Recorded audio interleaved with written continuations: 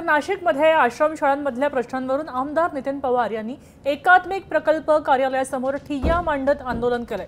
उपस्थित अधिकाऱ्यांना तुम्हाला माज आलाय का, मी तुमची जिरवतो असा सज्जड दम त्यांनी भरलेला आहे।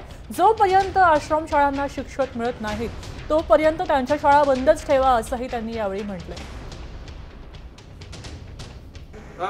आणि यांनी कुलप इतकी भारी लावले, शटर लावणार नाही वरती कुलूप, एवढं मला तज्ञ कोण येतो शोधायचं आहे। आणि इकडे कुलूप तुम्ही मला वेड्यात काढता।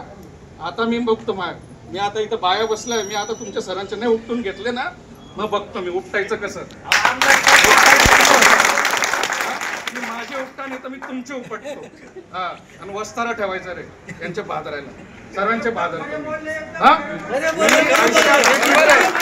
हे लोक सरे मला बघतात, आयुष्यात पहिल्यांदा तुम्ही मला संडासात कोण टाकायला लावले। तुमचे शिक्षक कसे शिकवता मी त्यांचा अभ्यास घेणार आहे। आता बघतो मी प्रकल्प कार्यालय काय, मीच बघणार, मी इथंच बसणार आहे। दर गुरुवारी मी तुमच्या इथं बसणार आणि बघा दर गुरुवारी मी इथं राहील।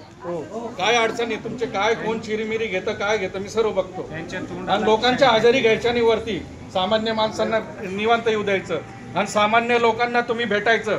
कुठे गेले तुम्ही सर्वांनी, तुमची जबाबदारी। आता isakal.com आहे देशातील नंबर 1 ची मराठी न्यूज वेबसाईट। प्रत्येक अपडेटसाठी isakal.com ला नक्की भेट द्या।